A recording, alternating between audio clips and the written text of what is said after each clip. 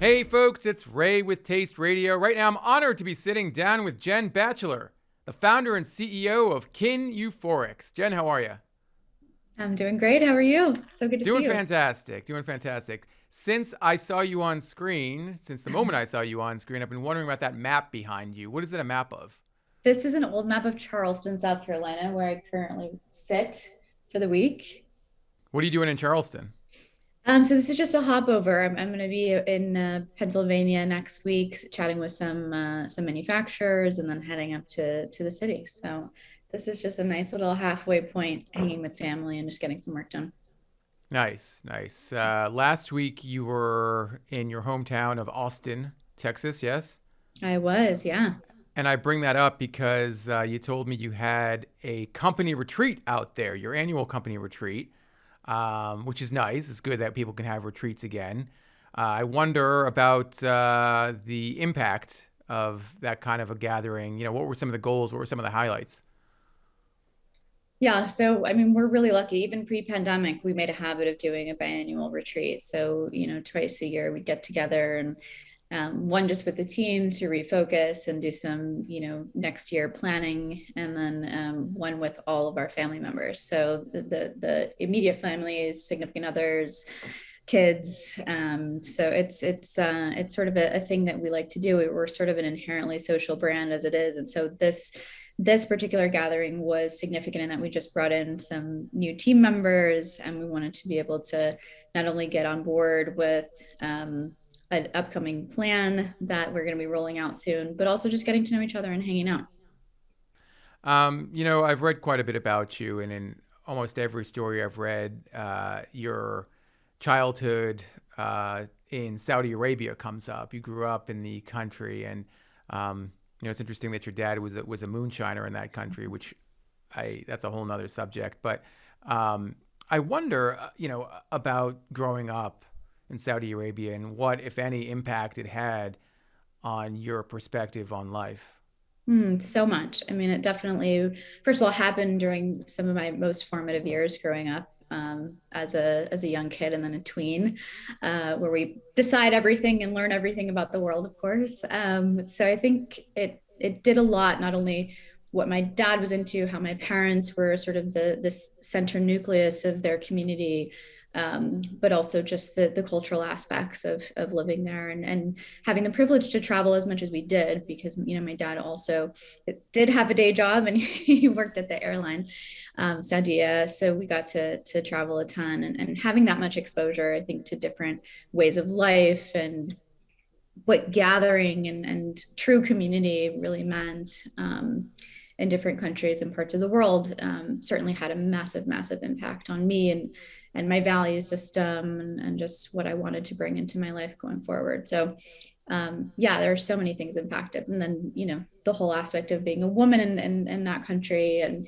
there were a lot of layers to it, but overall, just walk away with so much reverence for that culture. And I think just so much more of an intuitive sense of what I want out of building my own community, and how I want to feel from it. Have you been back since? I have not. No, sadly, I still have an uncle out there, but there's not much tourism in Saudi Arabia, as you can imagine. So yeah, I haven't been back since the early 2000s, and it's definitely something that's on my list. We actually have an upcoming project there, not to spill any beans, but too early. But yeah, later this year we'll be spending some time there, so I'm excited. Well, I mean, it would make sense that Kin would be out there, right? Because when I think about Saudi Arabia, correct me if I'm wrong, it's a dry country. You cannot drink alcohol in Saudi Arabia, despite your dad being a moonshiner and Right. risking imprisonment, I assume. I would think that, Kin would fit in well as a beverage of choice for some Saudi Arabians. Yes, and I mean, if you look at our even our branding, and some do miss this, but at the end of the day, we do pay homage to that part of my upbringing and the inspiration behind it, and that folks that aren't drinking for any reason still deserve something that's reverent, of that choice, and something that's sophisticated and beautiful. So the logo itself is sort of hand derived, and a handwritten interpretation of the word kin in Arabic calligraphy. So I think as soon as someone from the Middle East or Arab nations see our brand, it's sort of automatically resonant with them, even though kin is not a word that's often used necessarily there. They understand and appreciate the sentiment behind it. I wonder if they know what euphorics means, but we'll get into that momentarily. Your kin bio notes that you applied your expertise in Ayurvedic practice, psychology, neuroscience, circadian rhythms, and quantum physics to develop the brand. That's quite the background. How Yeah. do you educate yourself about each subject? Oh goodness. I mean, it's all connected, right? I think, from when I was young, I really took that old Einstein quote and the adage around, energy can neither be created nor destroyed, it can only be transformed, right? And so this idea that we really think about how we want to feel when we think about waking up as not a limitless store of energy or intuition, when we really look at ourselves as relative to what we bring to the table and reactionary to everything else around us, coupled with my insatiable curiosity for everything related to science and how we feel and how we show up in the world, and having a good time and socializing, and how all those things come together, I think is just part and parcel of the education that I've come up through, that I've sort of sought out when it comes to Ayurvedic knowledge, and then what I've kind of just absorbed in the world of euphorics as we've come to create it, as we come to love it and share it, and as it continues to evolve with our community. So all that to say, I think it just kind of comes in droves, whether it's sitting with an expert or going out and seeking that knowledge and seeing how it could potentially apply to beverage in a way that it's never applied before or ever been considered. So I think that's really where this multifaceted curiosity comes together in one sort of fun little square box we called kin. It's interesting because I think euphorics is such a misunderstood word. It's so often aligned with drug culture. And when we spoke last, you said it was very intentional to use that word, despite the uphill battle in educating consumers about it. Why was it so important to include as a part of the brand name and as a part of the company's general ethos? Well, so for those of you who have been following us for a while, Kin started as Kin Social Tonics. And there was something very inherent to what we were trying to do with that naming convention. And that was to share that this tonic, this idea of something holistic that could bring a sense of well-being, no matter what social occasion you were trying to feel better in, or change your mood in, or state in, that there was also something healing about the social aspect of this drink, about actually just coming together in consciousness and having a moment together. So there was a lot of poetry, and then we gave a lot of thought to that, and then we brought it to the beverage world, and they were like, oh, social tonic, yeah, like fever tree. And I'm like, I didn't realize that there was healing properties to fever tree, but of course they were referring mostly to tonic water. So number one, it was a very like business driven sort of operational decision from that perspective, or sales positioning decision. But outside of that, we just realized that what we're doing is so fresh and so new. And you and I talked about this when we first sat down, is that there's a new sort of product launching every single day, and a first in class launching every single day. And we were certainly no different than that. We were just essentially saying, hey, this one social ritual has been happening the same exact way for the past 10,000 years, whether it's fermented grain, vegetable, fruit, whatever it is we can get our hands on, it still leads you and leaves you with this one particular molecule and ingredient, and that's ethyl alcohol, right? So ethanol is the sort of common denominator between all these. For us, it was, if you want to have a nuanced mood experience, what do you have to do in order to play to that? And that's, first of all, think about the time of day. Second, that goes into the circadian piece. Second of all, think about what's happening with the brain at that time of day. And then third, think about the endocrine system. If you could do it all at once, that's euphoria. Now, the etymology of the word, and this is a bit of a word nerd lesson from me, that I'm constantly beating my euphoria drum. because I think it's really important for us to be able to own language in order to experience these things, especially on a constant basis and a collective basis. But the idea of euphoria being this term that was sort of hijacked by drug culture, over the course of 20 years, the 60s, 70s, was really sad to me because it was coined back in the 1700s by physicians, actually, medical practitioners, herbalists, that essentially wrote in their notes, like, okay, this person achieved euphoria after the administration of this herbal tincture or that medicine or this treatment. So it was really about like, Ray is sick. I gave him this thing, and now he feels like $1,000,000 because he took this thing. So we have a word for that. It's euphoria. It's not patient got better, right? Like, no, they didn't just get better. They came back to life. They feel like themselves again. And that also to me is quite beautiful because it's saying to you, your natural birthright as a human being is to feel great, right? The things that make us feel shitty are the things that were constructed by our social dynamic, our circumstance, et cetera, et cetera. So again, sort of lengthy, my own little Iliad here about taking this word and bringing it back and returning it back to our society so we can actually experience it. And that's what Euphorics is. And we get that it's like a steep climb to get people on board for that. But once they understand it, there's no question, like, yes, I want to feel that way. I want to feel naturally good. And I don't want to keep imbibing things that make me feel like crap. It's an even steeper climb, though, in recent years, given the HBO drama Euphoria, Yes. which is very much steeped in drug culture.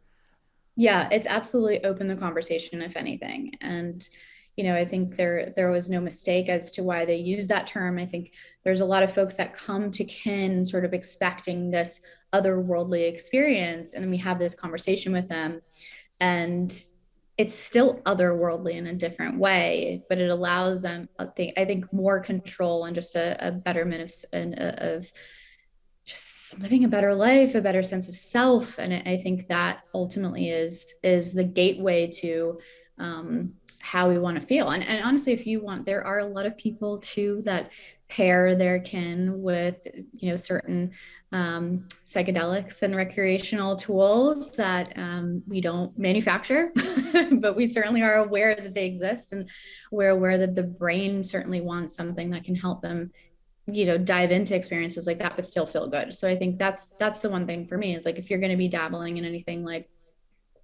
Molly or mushrooms or anything like that, shouldn't you be aware of what your brain needs in order to come back to a state of true bliss and true euphoria? So I'm not concerned about the branding sort of confusion around euphoria. I think if there's a conversation starter that can bring people to the table, we're ready to have that conversation with them. So if anything, it made it more accessible. It's interesting because when you have such a grand idea, when you have such an expansive idea for a brand, where do you start? And I'd Yeah. love to hear about the planning process for starting Kin. The story is really important, but you've got to get the liquid into a can, into a bottle. So where do you start?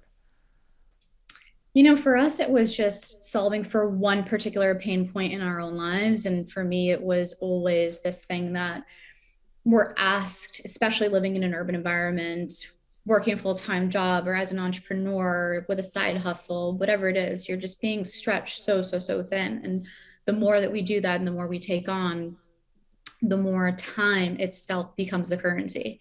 And so in thinking about like, what is it that we want to do with this product, it was sort of twofold. It was reduce stress and return time to people, right? So you think about the time spent like trying to power through like chronic cortisol or adrenaline spikes through work. It just like takes you longer, you're less creative, and you're enjoying life a lot less when you're exposing yourself to that much cortisol. It literally zaps our libido, especially as women. So thinking about what that was doing to my life, coupled with the fact that like also like my social schedule was incredibly demanding, and there were just expectations around that, and that's not a sob story. It just like is what life is like when you're living in LA or New York, I was definitely straddling both coasts and straddling both lifestyles as well. You can think about LA and New York as sort of polar opposite, but still extremely social communities that I was part of. So this idea that I was sort of expected to have this like crazy day at work and then go and meet someone for first dates or just friends for happy hour, taking clients out or something like that. You have to be on it, right? It's like this thing that you don't want to be checked out at the bar, and you certainly don't want to just like hit the bottle right away just to feel drunk. That's not the purpose, right? It's like, let me have something that's going to switch me from work to play, da, da, da, da. And then you want to be less stressed so you can be more present. So once you realize what you're actually doing to your system, it's like, oh, this is actually really counterintuitive because alcohol increases my anxiety. So the beginning of Kim is really just like, let's unpack this experience because it clearly doesn't work. And I've been stuck on this yo-yo path for the longest time, just like getting well, getting sick, getting well, being hungover, going to yoga, waking up hungover the next day from a night out with friends. And it's just unsustainable, especially as you get into your early 30s. It's like, oh God, like it's just not cute anymore to commiserate over a pile of pancakes in the morning over your hungover state and or like sob fest from the night before. So it started with that. It started with, okay, this particular routine is tired. This system is broken. I want to figure something out that makes me, okay, if I start my day with yoga and something great in the morning, I want to get to 4 or 5 p.m. and do something that's going to bring me back there without having to get back in the studio or be by myself, right? A lot of those activities that were like wellness related were so siloed. And so, you could do it with friends, but you weren't connecting. You weren't like, what's up? How's your mom? What's going on with your relationship? Right. So those bonding moments were really healing for me. But at the end of the day, like the fact that alcohol was at the center of everything was kind of the derailment of the true value that I was getting out of those things. So it started with that. How do we want to make people feel?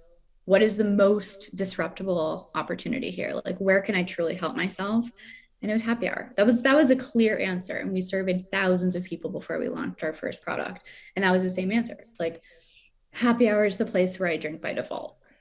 Like, I want to relax, but like, I don't know why I drink. I drink because it makes me feel relaxed, confident, sexy, 3 modes that really one molecule and one ingredient, as I mentioned, couldn't really carry all those mantles all the way through, right? It could give you the illusion of that. So we just started looking at all the different ingredients that could get us there. And we were very non-discriminatory around it. Early versions of Kin certainly had everything from nicotine to cannabis in them. At first it was just like how to elicit a feeling that does not destroy my liver and does give me some sort of cognitive edge. That was kind of the genesis of why we started out and said, okay, fine. What seems to be working are nootropics for cognitive edge, adaptogens for lowering stress, functional botanics, and tasty ingredients outside of that to make a drink that's sophisticated and fun.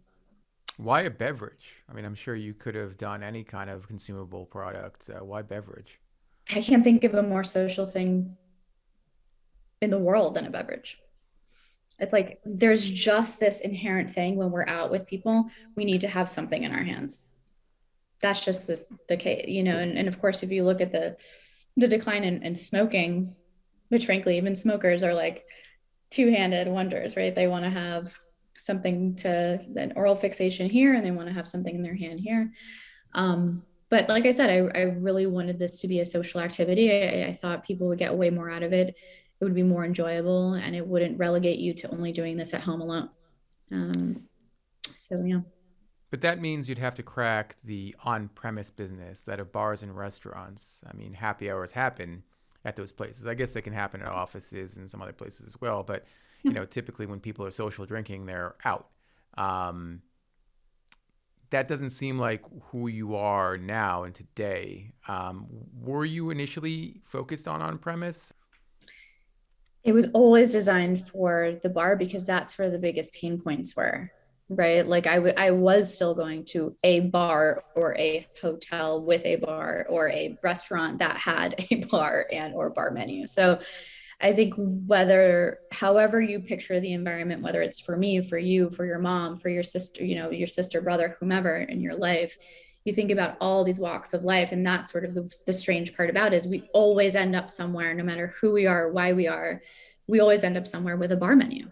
That's just how it goes, right? Unless you're just really a homebody and not necessarily socializing a ton. And certainly that was the case as we all, especially like half our team now are parents and family folks. So that's definitely evolved since then. But of course, we're all social beings, and so you'll always find yourself, whether it's at a home barbecue or a family gathering, where alcohol is at the center of the experience. And so happy hour just happened to be, and the on-premise experience happened to be a really beautiful canvas for what we were trying to do, and super illustrative of, okay, listen, hold your horses. You are your most depleted right now at 3, 4, 5 p.m.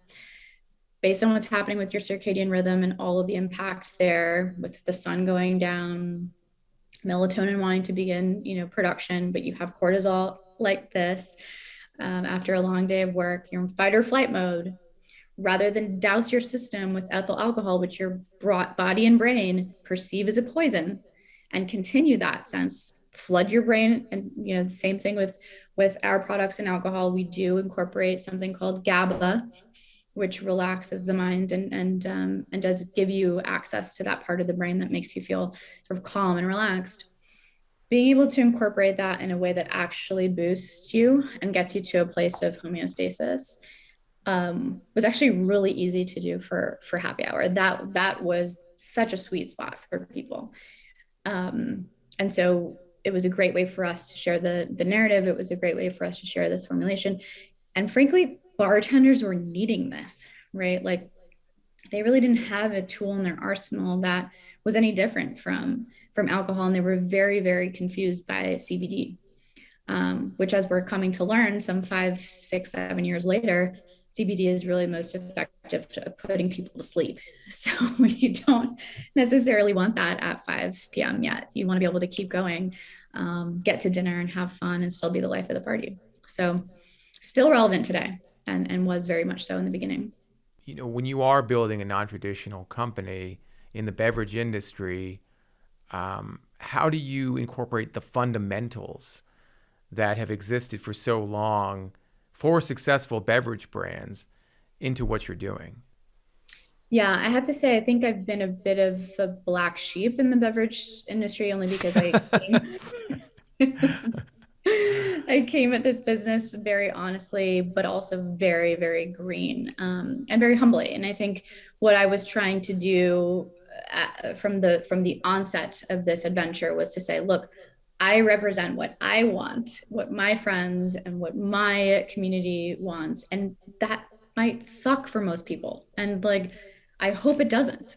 Like, I hope we're onto something here, because I am building this from an honest place. I'm building it from an emotional place. I'm building it from a place of wanting to bring more goodness to the world, more conscious connection to the world. And so it did come from a place of that I feel so good. I need to scream this off, from the mountaintops. But at the same time, we were very much unapologetic about the way that we showed up in the world. Which I think the industry balked at a little bit in the beginning. And certainly everyone that you can think of was like trying to build this as a strictly direct consumer business is a total mistake and a nightmare.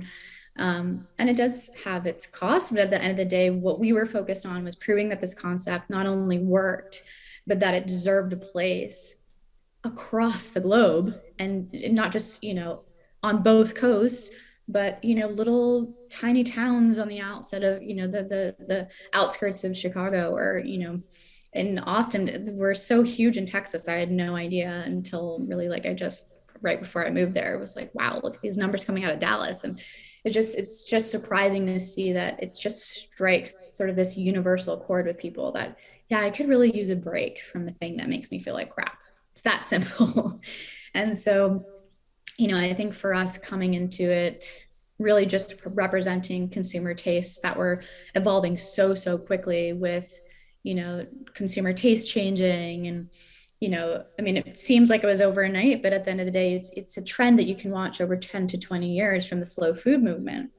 And what's crazy is it went from slow food movement to clean beauty, right? Clean food to clean beauty. And I'm like, hey, what happened to clean drinks? We completely missed that. There are some beautiful functionals out there and some delicious teas and things like that. But when it came to the bar, you were really dealing with, maybe at the time we were coming on the scene, like Kettle One Botanics was around, and it's like questionable how good that is for you, right? So the bar scene and the social scene was, I think, a total white space for us. And we were like, okay, we're just going to do it our way. And we're going to do it the way that we would want to experience it as actual consumers. So it wasn't until like the last 12 months or less that we even thought about, okay, now how do we grow up and become a real beverage company? And can we even play in that sandbox? So we'll see. The verdict's out. Well, you had a bit of a point of reference. There was the comparable, I guess, brand, not in substance or style, but in sort of non-traditional approach to beverages in Soylent. Your husband, who co-founded or was a co-founder of Kin, was also a co-founder of Soylent. He was. Um, was there any kind of template there that you could pull from? 100%. Absolutely. And I think it was definitely much more around the way that he and his partners thought about innovating in the space, was to say, look, we don't need to reinvent the wheel here. What we need to do is serve an underserved community, right? We need to take something, make it the most superior version of itself, package it for the use case that we're actually using it and are thriving through. And that was the meal replacement piece, for productivity, having a better life. And it wasn't just for what it was used for back then, which was, protein shake was very strictly around sports performance and fitness. And so they struck a nerve there too. I think they were also saying, hey guys, stop eating so much ramen. How about this full nutritional stack that's going to make you feel amazing? And then you can code harder, run faster, do whatever you need to do, and cover more bases in your life.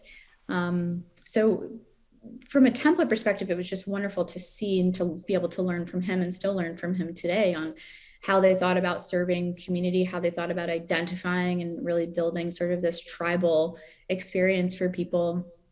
And then also like giving the keys to the community, like, hey guys, this was our idea and this is what worked for us, but we're going to run this like an open API, and you guys can add whatever it is that you want to enhance the experience, and we're going to learn from you all. So it was very sort of communal in that sense. And we very much think about Kin that way. I think we've iterated on our first SKU, High Road, and other SKUs since then, at least 18 times. So that also is very, that's kind of a big no-no with major Yeah, retailers. and people who are not watching the video didn't see my eyebrows go flying up into my head when you said 18. Yeah, at least. And it was literally like, God bless our manufacturers, because they're just like, okay, what are we doing next? Because they know that there's going to be a tweak to the formula, something that changes, a process, packaging, something, because we're constantly evolving it.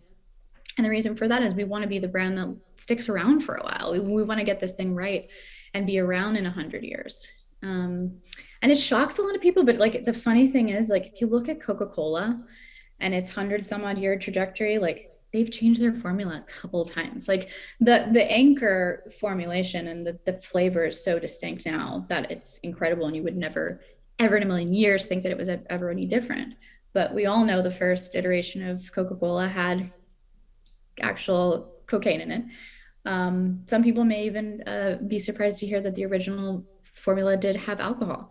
So it was really meant to be, or morphine and alcohol, and it was meant to be a temperance drink against morphine. So this idea that brands and products that are really intended to shift culture have to be perfect right out the gate is a total misconception on what it takes to innovate. You really need to leave yourself some humility and some flexibility to build a product that people actually care about.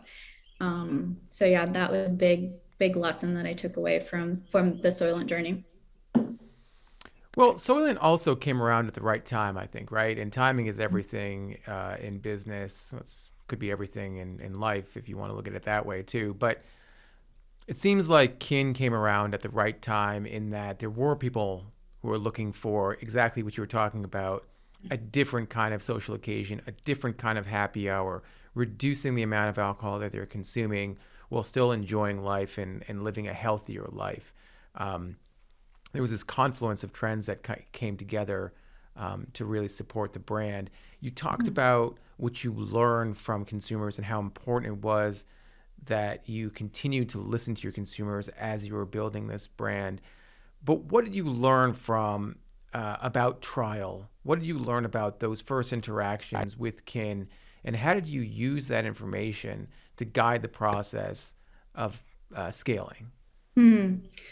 Number one, it can't be too precious. I think one of the things about trial that people are scared of doing is just like shipping something out with a really generic label and not having it feel legit. I think you'd be surprised to see how many people really respond to the creative process and being behind the scenes on what's happening. And I think you get a lot of really great feedback that way as well. And plus you don't run the risk of skewing the data, which, we just launched a product called Kin Bloom that had been underway for about 18 months. And that we sent out a nearly minted can format version of the product, carbonated and all, about 8 weeks before it went live to get some live feedback. And it was super helpful, but it was nothing like what we used to do when we were doing beta tasters, which was to say, like, literally ship a 2-ounce shot of Kin, high road, or any other concentrate, and just say, do with it what you will. Let us know what you had that day to eat and how you felt and what the flavor was like for you. And got a lot more out of it when you can leave it sort of as a blank canvas for someone to paint on versus like halfway baked. So that was a big one. And then I think just the idea that, people really do. It was very revealing to us in the beginning that people had already had this sort of collective consciousness burgeoning, and it was really just our presence that gave them the permission to make the leap. But there were certainly, psychonauts and people that were trying to moderate consumption, as you mentioned, that were dabbling in their own kitchens and creating all kinds of concoctions. And so it was really just saying, like, this is the commercialized version of that, to the extent that we can create it as a startup, and it's yours for the picking, right? It's yours for the complete evolution if you so choose, and if the market demands. So that's it. I think just learning that you want to make sure that your beta tasters sort of have full autonomy and sort of full responsibility to use their imagination, and that you're also prepared to integrate this feedback, right? Because otherwise it's just sitting in a data bank somewhere collecting dust versus, something that's truly a part of your production process. When you launched the brand, and I didn't know this, you told me this the other day, you were ahead of Seedlip.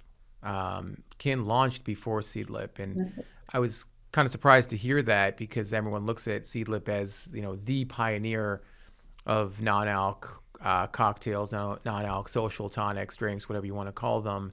And it was very much tied to this micro trend at the time of sober, curious lifestyles. And, it seems like you were, or Kin was just as much a pioneer of that set as well. And I wonder, now that it's just, full steam ahead for that movement, do you tie Kin to this idea of being sober curious or sober? I mean, do you use those terms in your marketing? Is that a big part of your audience? I would say sober curiosity has so much philosophical alignment with what we're doing, in the sense that it begs the question, what's better, what's next, right? And is there something better out there? And so from that perspective, there's nothing about that movement that we would ever want to, there's so much grace and so much thanks that I have for that movement. In fact, the woman who's responsible for having brought that movement to the US, and certainly coined the phrase, Ruby Warrington, is a really dear friend of the brands and mine personally. So there's certainly alignment there. I think to your point of, are we moving away from that? It's really just, again, we are a reflection directly of our consumer base. And so while people are not moving away from it, they're just graduating through that into new kin products, right? So like you think about how people come to sober curiosity and then either go back maybe to their typical routines around alcohol, or they actually do evolve their routine and ritual and say, I'm actually done with this. Was great. I love this experience. I'm actually done with alcohol. Who needs it? Or they go a certain length of time. And kin is always, it seems to be the constant because it's delivering so much value to their lives. Not everyone, but to a lot of folks that have come to kin in that way. Whether they stay with kin because of their sober curiosity is a whole nother story. I think the functional aspect is what gives us our edge. And so when we talk about our category, we see ourselves as the functional adult beverage, something that you're enjoying for you time, for friend time, for whatever it is, as opposed to trying to be the non-alcoholic version of something else, which we may call, the category has a very staid and tried and true name in mocktails. And so it's a different value proposition from that perspective. They're one and the same in many ways, right? Like you can be sober curious and enjoy kin, but not all kin products are necessarily designed for the sober curious movement. So yeah, again, it's like choose your own adventure. And I think the pandemic certainly forced that because bar culture was done for a little while. People were like, oh God, I'm going to have to hoard my alcohol from, Specs or Total Wine. And now what's next? And then they realized like that wasn't that fun either. Like drinking 2 bottles of wine a night and waking up hungover for your Zoom calls, not the best. So people started drinking or happy hour drinks throughout the day instead of coffee because there's about 50 milligrams of caffeine per serving. So again, it's just like trial and experimentation. I think when you build your brand to support and promote that, you get so many surprising answers as to what people are actually doing with your products. Well, that being said, do you have a sense of how many of your customers are buying the product because they are living a sober curious lifestyle or a sober lifestyle versus, for the functional benefits of kin? Yeah, 100%. I mean, so when people come to the brand, as I mentioned, their first purchase, I would say it's about 50-50. They are turned on to kin, whether it's through an influencer, a friend, a press, some press write up, that really does draw them in to try it in a social setting. And so therefore they are trying it instead of their nightly cocktail or glass of wine. Once they experience the brand, that repeat sort of purchase, the loyalty around our subscription numbers and things like that, when we survey those folks, when they've been in with the brand for a little while, then it just becomes like, this is just like my daily routine, my daily ritual now. I'm waking up, I'm having this, I'm having a spritz after my first coffee, I'm having a bloom for happy hour, and then I'm moving into light wave, which mellows me out before sleep. Amazing. Like everyone has their how do you stack it sort of method. But it does come with some experimentation. You're not going to get that with the first sort of introduction to the brand. It's probably going to be either or, like, oh, this looks like a great holistic product. I'm familiar with some of these nootropics. Let me try it for cognitive enhancement. Versus the person that's like, oh, I don't need another Aperol spritz. I want to try something that's a little in the vein, but that's actually going to do some good for me. Do you still drink any alcohol? Or are you done with the liquid?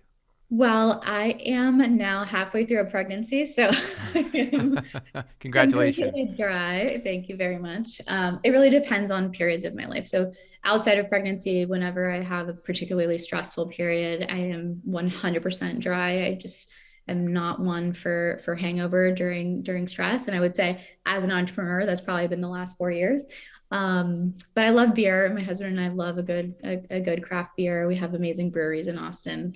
And wine. I have winemakers in my family. So as you can imagine, saying no to that fresh rosé coming right off of the harvest is a really tough no to some of my family members. But no, I definitely am a huge proponent of moderating. Just because I feel so much better. I sleep better. My skin's amazing because of it. And that's just honestly the best way I know how to live my life. I tell my friends all the time, volume is your problem. It's not it's not the one drink you might have on a Saturday night. It's the 8 drinks that you have on a Saturday night and then complaining about it for the rest of the week. You just Exactly. had too much. You had way too much. Anyway. Yeah. Yeah. Too costly. um, You described to me Kin as an accidental direct-to-consumer brand, and at the outset of the pandemic, everyone wanted to be a direct-to-consumer brand. Everyone was like, "Oh, I'm gonna kill it, on e-com, and that's the way that this company is gonna grow." And certainly for beverage brands, that's not really the way to scale. But you can be pretty effective with a direct-to-consumer business and in gathering information about your customers, building influencers, and developing, some real revenue there. But again, it's not, the most scalable proposition. But the word I used before is effective. Yeah. How do you build an effective direct-to-consumer strategy, and one that isn't specifically tied to the pandemic? I mean, the first step is realizing that it's going to evolve every 15 minutes. The right answer to that question is changing literally as we're speaking, right? Because e-com is just such an interesting and fickle beast, and there's new technologies and new platforms that are relevant and changing in terms of relevancy by the minute. So I think for us, it was just because we were such an evolutionary and what we would consider revolutionary brand, we had to be where our consumers were having their minds changed. We're doing their research, we're being informed, we're sharing information, we're sharing experiences, and that was on social, right? So on social, on Google. And so for us, and really getting started, it was all right, we want to play there. However, and I mentioned this with respects to our initial launch and having had that all sped up because of a Vogue article in December. But we did have this sort of like tidy strategy of, let's just, maybe we'll do 50% brand building on prem, and then some on trade stuff if we get lucky with specialty retailers. We really want to help contextualize the product and the brand by where it lives. We still want to do that.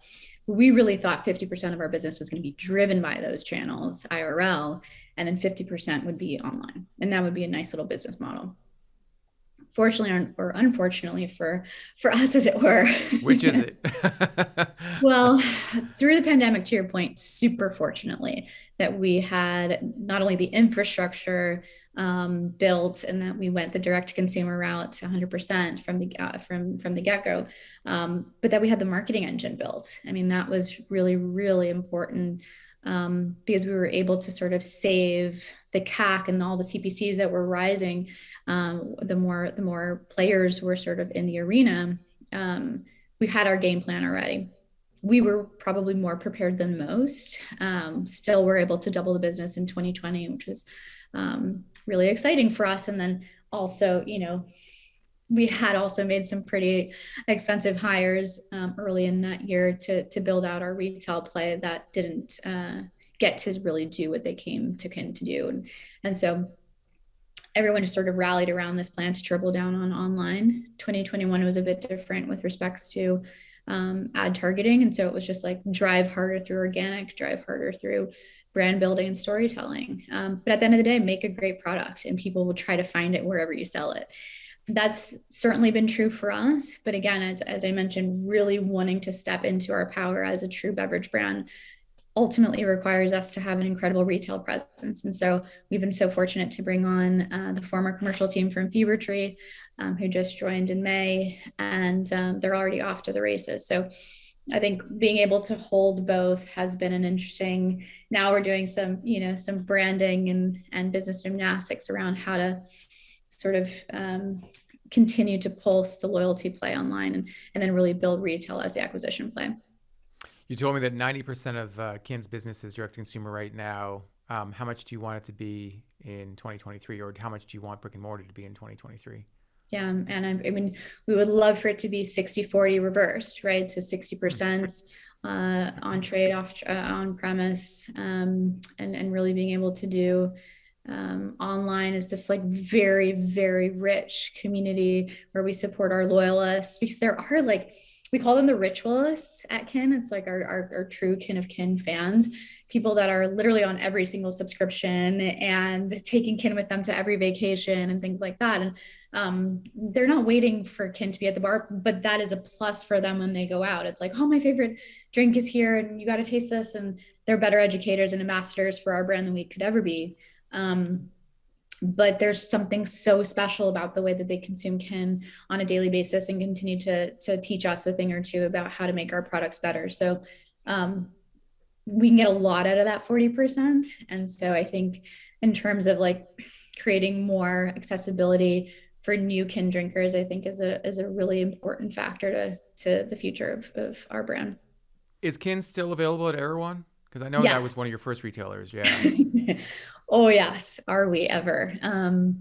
They've been such a great partner to us, and I think we've also in turn been a really interesting sort of um, again, just giving them and other brands the permission to establish this category and sort of be the first retailer to get behind this category in a major way, and really understand the nuance between, right, here are your CBD functionals, here are your kombuchas, and here are your functional adult beverages. Like these are what you take to a party if you are an Erewhon tribesman or women or other. So I think for me, it really has been fun to work with them and to be able to experiment in all facets, you know, to play in the cold case and have end caps and just have a retailer really be a sounding board as well as, you know, just as much as a retail mecca for folks that were looking for products like these. So yeah, we really love those guys. And I think they also sort of are like for the Whole Foods of the world and buyers that are trying to maintain an edge, they're definitely like making people sit up and pay attention to what this category is doing. But that doesn't always apply to brands and trends that Erewhon adopts and embraces Hmm. because it's a very, very specialized kind of store. It's a store for discovery, for exploration. And I spoke with a top executive at Erewhon a few months back, and he talked about the need to cycle through or at least add new products to their shelves almost every 2 weeks because Hmm. that's what their customers are expecting.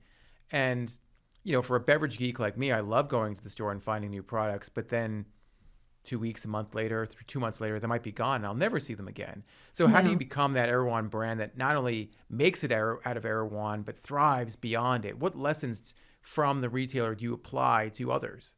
Yeah, I mean, it is such a unique recipe that we were, you know, blessed with, frankly, because at the end of the day, Erewhon is a discovery sort of, you know, tool and marketplace, but at the same time, it's also a social house. People love going there to hang out and to run into people or grab their smoothie. And, you know, I think for me, given that, because I've sort of seen it with my own eyes and I've also been a part of that where I'm going there to discover, but I'm also getting my staple mainstays.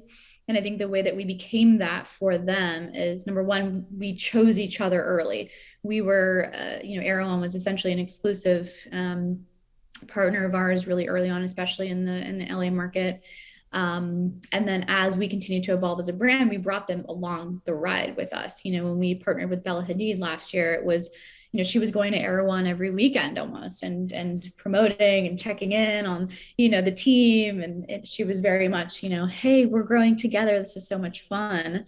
And they really loved that. And so they felt like they were part of the process. So did the guests and the customers, I think, which makes it so that people really come in for Erewhon looking for kin. And I think when that happens and when the velocity numbers are so high, it makes it really hard for the buyers. I mean, I'm speaking for them now, but I would imagine it makes it kind of hard for them to be like, all right, kin, your old news, let's move in the next new school wave. I think it still gives them the credibility that like we made this brand sort of together. Yeah, Bella Hadid, I mean, quite the partner you have. Did she find Kin at Erewhon? Is that how she found the brand, or was she a customer before that? No, so she's been a customer. We launched Spritz, Kin Spritz, solstice of 2019. And when we share stories, she says that around that time, she said it was probably like July 2019, she just found it in her fridge. So she at home. So one of her friends had the foresight to actually bring it to her. And Bella has been super vocal about her, you know, challenges with Lyme disease and the neurological impact that she experienced through that. She actually got it when she was 14, a time when your brain is certainly, you know, deciding what information to store and how to evolve as a human and how we're maturing and all of these things. And so I think having come through that with this like probably very unique appreciation for her cognitive, her relationship to her cognitive states and her sensibility and her creativity and who she was as a person, I think really early on in her age exposed her to a lot of treatments and modalities and herbs and things like that. So when she finally was introduced to Kin, I mean, she was extremely versed. She's like, oh, I was already on 30 pills a day for some one thing or another. And I wanted to stop doing the pills and powders that were prescribed to, whether it was by a practitioner, a medical practitioner, or an herbalist.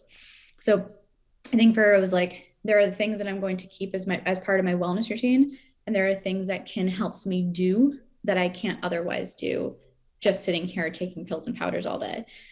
So there was this like really rich sort of personal story and experience around why the drink brought her so much joy and why she loved it and was obsessed with the taste as well. And I think she started showing her love. It was maybe a year in when I started noticing, oh, she's posting about us. This is so fun. This is amazing.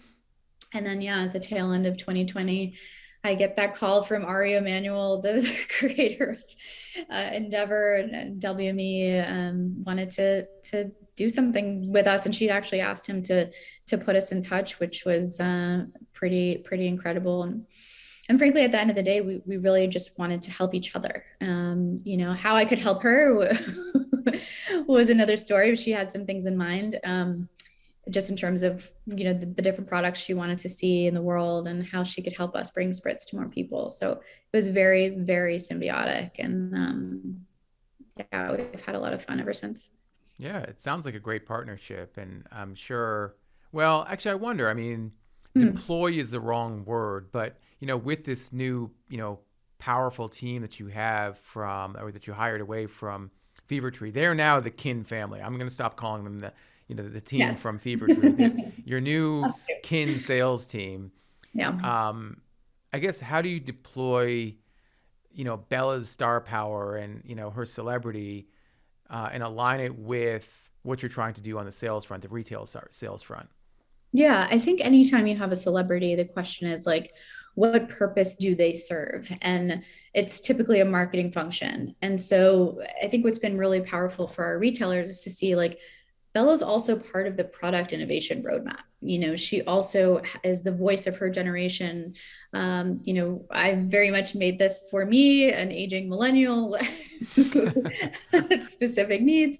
And she very much brings the voice of Generation Z, which have also coincidentally been dubbed the sober generation. And so I think for her, it's less about sobriety in that traditional sense. And it's more about, look, like doing XYZ things, whether it's being lack of sleep, staying up watching TV too late, working the schedule that she works. You know, modeling takes up, literally, she'll work 22-hour days. I mean, 2 hours of sleep on a plane, and then she's back doing her thing, or drinking copious amounts of alcohol. All of those things lead to a life that is more anxiety riddled and sort of depleting and you know, just destructive in many sense, and this is coming from her, then it's worth, right? She really wants to be conscious. She wants to be present and energized. And that's also, I think, a pressure that Gen Z feels, and something, a pain point that they all share.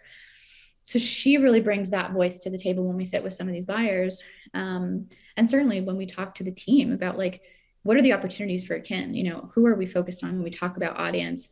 How can we cater to so many different voices and needs while we're still just starting out? So I think it definitely like helps us to refine our focus as well.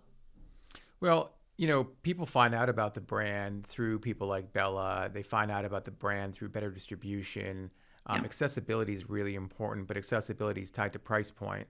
And your Mm-hmm. Kin Spritz cans are, you mentioned that the suggested retail price is $4 per can, Mm-hmm. or around $4. Yes. Is that right? Yes. Mm-hmm. Um, Economic pressures right now. I just got an email from a brand that talks about why they're raising their prices. It seems to be happening, you know, all over. Um, as you are trying to introduce this brand to more consumers, you know, how do economic pressures and how do supply chain issues, you know, impact your ability to reach new consumers, given that, you know, the price point inevitably has to go up? Sure. Well, That's the question, right? Is how are we going to be able to leverage the different channels now that we have built the infrastructure and sort of built economies of scale as a company? We are really lucky in that we started in 2018 with some incredible sort of demand, but I would say some incredible manufacturing partners that took a chance on us, but also did not give us any breaks in terms of how pricey it was to create our product. Obviously, ordering in smaller quantities, whether it was the upcycled sake bottles that we use for our concentrates, or even the cans that we were using originally, the little stubbies, if OG Kin fans, if you remember Yeah. those. I remember my first one at from Alfred Coffee. I told you about that. Yes. Oh my God. Right. And if you remember, that can was probably like $7 or $8, Yeah, yeah, which, exactly. $1 an ounce, that's absurd and so embarrassing. And so It's $1 an ounce. it was crazy. And honestly, we did it so that we could continue providing this. And so we could continue, sort of the Apple model. You take your, you find your early adopters, and they sort of help to cover R&D costs until you can get to a point of scalability. And Sure. so we've been able to do that. It took us 3 years, as it would, sort of any innovation that's here to stay. But we are now passing those savings on. So for people that are seeing Kin for $4 when they're used to having paid, whether they paid $7 or even at Erewhon, I think you're still paying $5.50. Sorry, guys.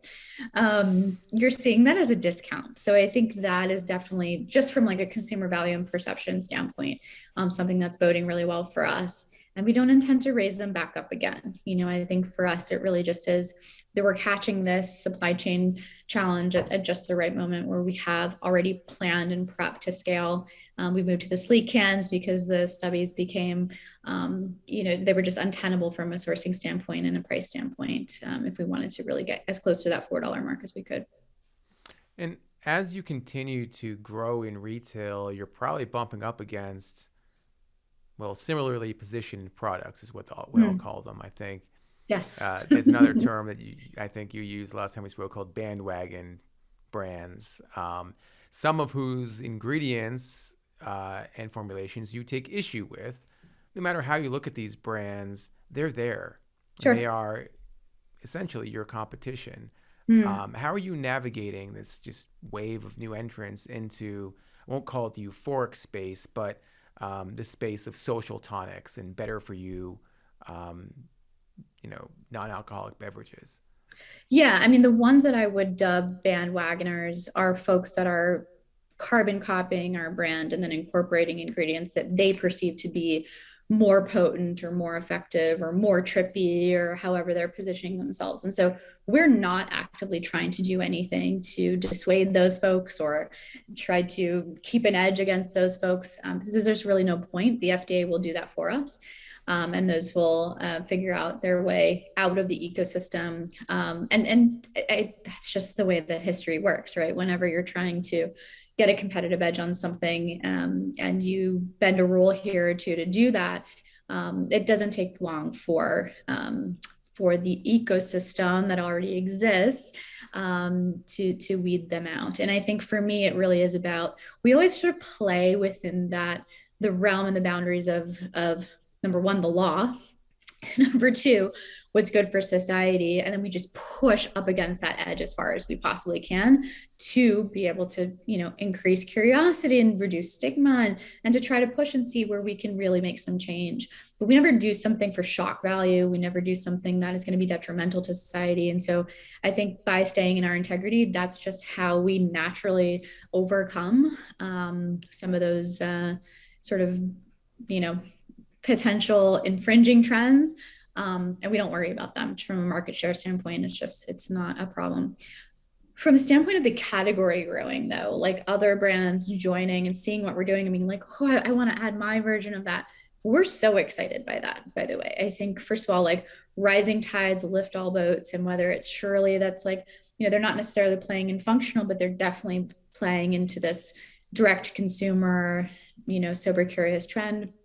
or if it's someone on the other side of it, on the functional, doing something in the functional world like Gia, there's so much room for that, right? And I think as long as the brands are telling a unique story and they're catering to a different social occasion or a different audience, like the guest is better off because that brand exists, and the category thereby is better off because there's more variety and there's more credibility overall. So that kind of validation, that kind of growth, that's making us all better and making us all look really good, we really welcome. And in fact, we've consulted a lot of these brands along the way. So we're really proud of that. I think like just seeing how it's grown. And now I have a relationship with Ben Branson and the founder of Liars. I mean, this is really a community effort. We don't really see it as competitive.